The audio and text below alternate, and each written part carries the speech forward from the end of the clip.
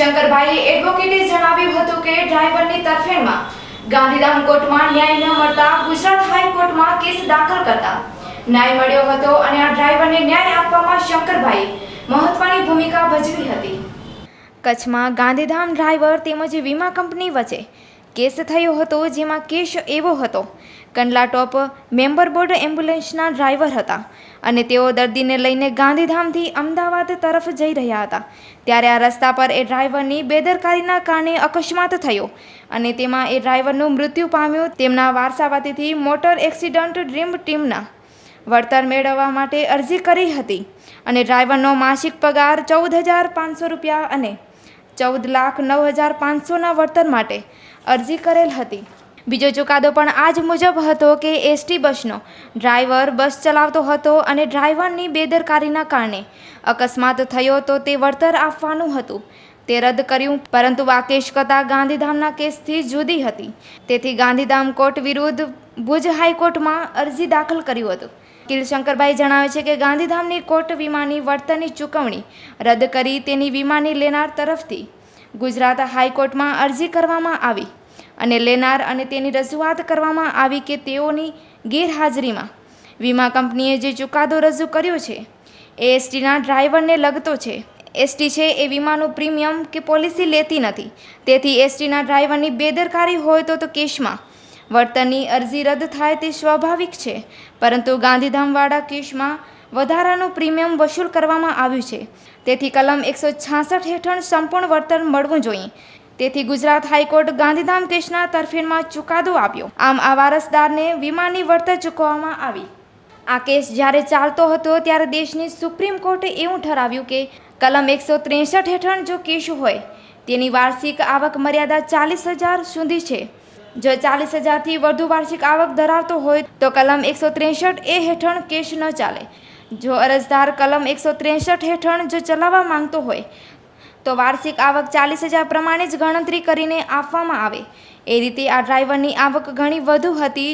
જો આ કેસ કલમ 163A હેઠળ ચલાવવામાં આવે તો ડ્રાઈવરને નુકસાન થતું હતું, પરંતુ આ કેસમાં કંડલા લેબર બોર્ડે જે વીમો લીધો હતો તેને એક્સ્ટ્રા પ્રીમિયમ ચૂકવીને ડ્રાઈવરને વધારાનું રિસ્ક કવર કર્યું, એટલે કે અરજદાર તરફથી કલમ 163 હેઠળ તેને કલમ 166માં રૂપાંતર કરવામાં આવી અને કલમ 163માં ડ્રાઈવરની બેદરકારીનો ધ્યાને લેવાનો નથી, પરંતુ 166 હેઠળ ડ્રાઈવરની બેદરકારીનો મુદ્દો ધ્યાને લેવો જોઈએ। અને ગુજરાત હાઈકોર્ટે જે બીજો કેસોમાં ચુકાદો આપવામાં આવ્યો તે જો કેસની અંદર વાહન હોય અને તેનો વીમો લેવામાં આવ્યો હોય અને ડ્રાઈવરનું વધારાનું રિસ્ક કવર કરવામાં આવ્યું હોય અને વીમા કંપનીને પ્રીમિયમ વસૂલ કરેલ હોય તેવા કેસમાં કલમ 166ની અરજી હોય અને ડ્રાઈવરની પોતાની જે બેદરકારી હોય તો પણ વીમા કંપની વળતર ચૂકવવું પડે છે। આ વખતના ચુકાદામાં આ કેસોની દલીલ રજૂ કરી હતી। આ કેસની હકીકત એવી છે કે આ કેસમાં જે ગુજરનાર હતા એ કંડલા ડોક લેબર બોર્ડની એમ્બ્યુલન્સના ડ્રાઈવર હતા અને બનાવના દિવસે એ એમ્બ્યુલન્સની અંદર દર્દીને લઈ અને ગાંધીધામથી અમદાવાદ તરફ જતા હતા, ત્યારે રસ્તામાં એમની પોતાની જ બેદરકારીને કારણે અકસ્માત થયો અને ડ્રાઈવરનું મરણ થઈ ગયું હતું। એટલે એમના વારસો વતીથી અમે મોટર એક્સિડન્ટ ક્લેમ ટ્રિબ્યુનલ ગાંધીધામમાં વળતર મેળવવા માટે અરજી કરી હતી અને આ અરજી અમે મોટર વ્હીકલ એક્ટની કલમ 163 હેઠળ કરી હતી।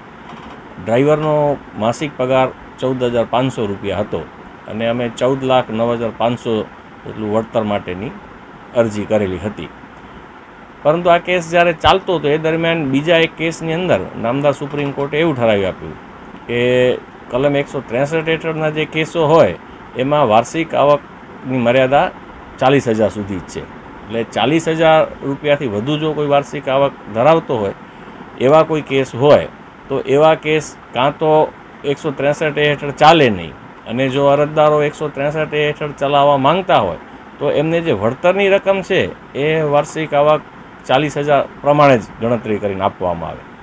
તો એ રીતે જોઈએ તો આ ગુજરનારની આવક વાર્ષિક આવક જે હતી એ ઘણી વધારે થતી હતી, તો જો 163 હેઠળ ચલાવવામાં આવે આ કેસ તો એમને વળતરની રકમમાં નુકસાન થાય એમ હતું।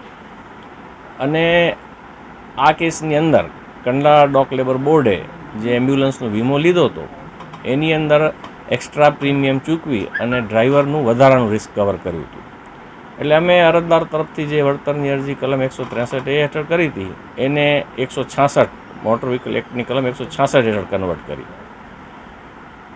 કાયદાની જે જોગવાઈઓ છે એના મુજબ વર્કમેન કોમ્પેન્સેશન એક્ટ કામદાર વળતર ધારો અને મોટર વ્હીકલ એક્ટની કલમ 163A આ બંને કાયદા હેઠળ જો વળતરની અરજી કરવામાં આવે તો એની અંદર ડ્રાઈવર જે પોતે અરજદાર હોય કે ગુજરનાર હોય એની બેદરકારીનો મુદ્દો લક્ષમાં લેવામાં આવતો નથી. પરંતુ જો કલમ 166 હેઠળ વળતરની અરજી કરવામાં આવે તો એવા કેસની અંદર ડ્રાઈવરની બેદરકારીનો મુદ્દો લક્ષમાં લેવો જોઈએ. એટલે આ કેસની જ્યારે દલીલ ગાંધીધામ ટ્રિબ્યુનલ સમક્ષ ચાલતી હતી ત્યારે વીમા કંપનીના વકીલે એવી રજૂઆત કરેલ કે આ કેસની અંદર એમ્બ્યુલન્સ જે ગુજરનાર હતા એમ્બ્યુલન્સ ચાલક એની બેદરકારીને કારણે અકસ્માત બનેલ હોય અને એમની જ બેદરકારી હોય આ કેસ છે એ કાં તો કામદાર વળતર ધારા હેઠળ ચલાવવો જોઈએ અથવા 163 હેઠળ લિમિટેડ એમને વળતરની રકમ મળી શકે. એટલે જે 166 હેઠળ અમારી અરજી થયેલી હતી એ રદ કરવાની એમની માંગણી હતી. તો એ ગુજરાત હાઈકોર્ટ દ્વારા બીજા એક કેસમાં જે ચુકાદો આપવામાં આવ્યો હતો એ ચુકાદો એ પ્રમાણે હતો કે જો કોઈ કેસની અંદર જે વાહન હોય એનો વીમો લેવામાં આવ્યો હોય અને એમાં ડ્રાઈવરનું વધારાનું રિસ્ક કવર કરવામાં આવ્યું હોય અને વીમા કંપની પ્રીમિયમ વસૂલ કરેલો હોય તો એવા કેસમાં કલમ 166 તળેની અરજી હોય અને ડ્રાઈવરની પોતાની જ બેદરકારી હોય તો પણ વીમા કંપનીએ વળતર ચૂકવવું જોઈએ. એટલે અમે એ મતલબના જે ચુકાદાઓ હતા એ અમારી દલીલ વખતે રજૂ કરેલ હતા. પરંતુ કમનસીબે જ્યારે દલીલો થઈ ગઈ બંને પક્ષની ત્યારે પાછળથી વીમા કંપનીના વકીલે અમારી ગેરહાજરીમાં એક અન્ય કોર્ટનો હાઈકોર્ટનો ચુકાદો રજૂ કર્યો. એ ચુકાદો એ મુજબ હતો કે એસટી બસનો ચાલક બસ ચલાવતો હતો અને એની બેદરકારીને કારણે અકસ્માત થયો એટલે એની બેદરકારી માની અને હાઈકોર્ટે જે વળતર આપવાનું હતું એમાં રદ કર્યું કે અમને વળતર મેળવવા પાત્ર નથી, ડ્રાઈવરની બેદરકારી છે.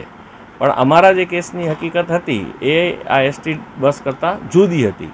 એટલે જે ચુકાદો ગાંધીધામ કોર્ટ તરફથી આપવામાં આવ્યો એના વિરુદ્ધ અમે ગુજરાત હાઈકોર્ટમાં અપીલ દાખલ કરી. ગાંધીધામની કોર્ટે અરજદારોની ક્લેમન્ટ્સની વળતરની અરજી રદ કરી એટલે ક્લેમન્ટ્સ તરફથી હાઈકોર્ટમાં અપીલ કરવામાં આવી અને એવી રજૂઆત કરવામાં આવી કે ભાઈ અમારી ગેરહાજરીમાં વીમા કંપનીએ જે ચુકાદો રજૂ કર્યો છે એ એસટીના ડ્રાઈવરને લગતો છે અને એસટી વીમાનું પ્રીમિયમ ભરતી નથી, વીમાની પોલિસી લેતી નથી.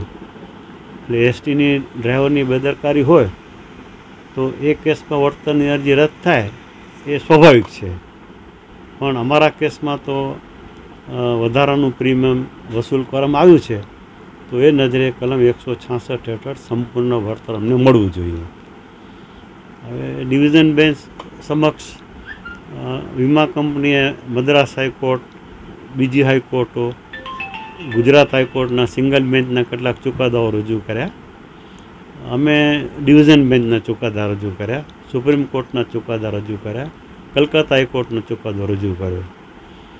એટલે ડિવિઝન બેન્ચને એમ લાગ્યું કે આ ચુકાદાઓમાં થોડો વિરોધાભાસ છે તો કાયદાકીય પરિસ્થિતિ હંમેશને માટે સ્પષ્ટ થઈ જાય તો આ કાયદાનો મુદ્દો લાર્જર બેન્ચને સોંપીએ કે જેમાં લાર્જર બેન્ચ એમ નક્કી કરી આપે કે ભાઈ સબેરા બીબીના કેસમાં ગુજરાત હાઈકોર્ટની ડિવિઝન બેન્ચે જે ઠરાવ્યું છે કે જે કેસમાં વીમા કંપનીએ વધારાનું પ્રીમિયમ વસૂલ કરેલ હોય એવા કેસમાં ડ્રાઈવરની પોતાની બેદરકારી હોય તો પણ કલમ 166 હેઠળ સંપૂર્ણ વળતર મેળવવા ડ્રાઈવર અથવા એનો વારસો હકદાર છે.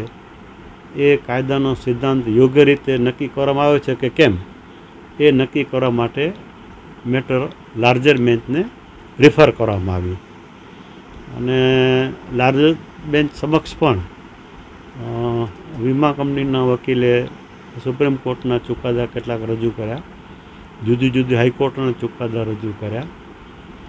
ક્લેમન્ટ્સ તરફથી અમે મોટર વ્હીકલ્સ ક્લેમની જુદી જુદી જે કલમો છે એ ટાંકી કે ભાઈ આ કલમો લક્ષમાં લેવામાં આવે અથવા ગુજરાત હાઈકોર્ટના ડિવિઝન બેન્ચના ચુકાદાઓ અને સિંગલ બેન્ચના ચુકાદાઓ ઉપરાંત કલકત્તા હાઈકોર્ટનો ચુકાદો અને મદ્રાસ હાઈકોર્ટનો ચુકાદો એ નજરે જે કેસમાં વીમા કંપનીએ વધારાનું પ્રીમિયમ લીધું હોય એ કેસમાં ડ્રાઈવરની પોતાની બેદરકારી હોય તો પણ વીમા કંપની વળતરની સંપૂર્ણ રકમ ચૂકવવા જવાબદાર છે.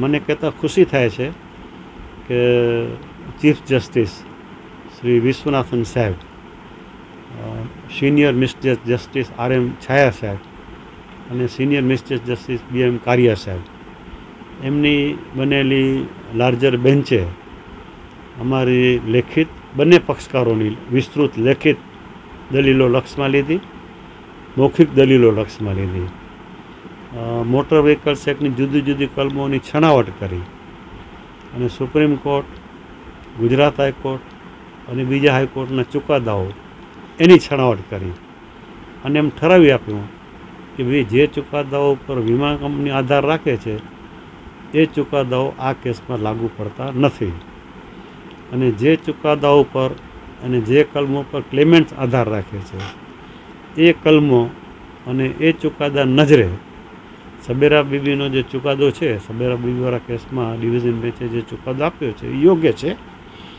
અને જે કેસમાં વીમા કંપનીએ વધારાનું પ્રીમિયમ વસૂલ કરેલો હોય એમાં ડ્રાઈવરની બેદરકારી હોય તો પણ ડ્રાઈવર અથવા એમના વારસો કલમ 166 હેઠળ સંપૂર્ણ વળતર મેળવવા હકદાર છે. આ કેસની નોંધવા જેવી બાબત એ કે આપણે સૌ જાણીએ છીએ તેમ ચીફ જસ્ટિસ સાહેબને સુપ્રીમ કોર્ટમાં પ્રમોશન મળ્યું છે. ગઈકાલે એમનો છેલ્લો દિવસ હતો. એમના કાર્યભારના છેલ્લા દિવસે એમણે એક માનવીય અભિગમવાળો ચુકાદો આપ્યો અને આ ચુકાદાને કારણે ગુજરાત રાજ્યના ડ્રાઈવરો, કંડક્ટરો, ક્લીનરો અથવા એમના વારસોને, ખાસ કરીને વિધવા પત્ની, અનાથ બાળકો, એજેડ પેરેન્ટ્સ, એમને બહુ જ લાભ થશે અને ગુજરાત હાઈકોર્ટની ફૂલ બેન્ચનો ચુકાદો છે એટલે દેશની બીજી હાઈકોર્ટો પણ આ ચુકાદાને અનુસરશે. આમ આ ચુકાદાને કારણે ગુજરાત અને દેશભરના ડ્રાઈવરો, કંડક્ટરો, ક્લીનરો અથવા એમના વારસો એમની વળતરની અનેક ગણી રકમ મળી શકશે. એટલે મારી દૃષ્ટિએ એક ઐતિહાસિક ચુકાદો છે, સીમાચિહ્ન રૂપ સમાન ચુકાદો છે અને એવો ચુકાદો આપવા માટે લાર્જર બેન્ચનો ખૂબ ખૂબ આભાર.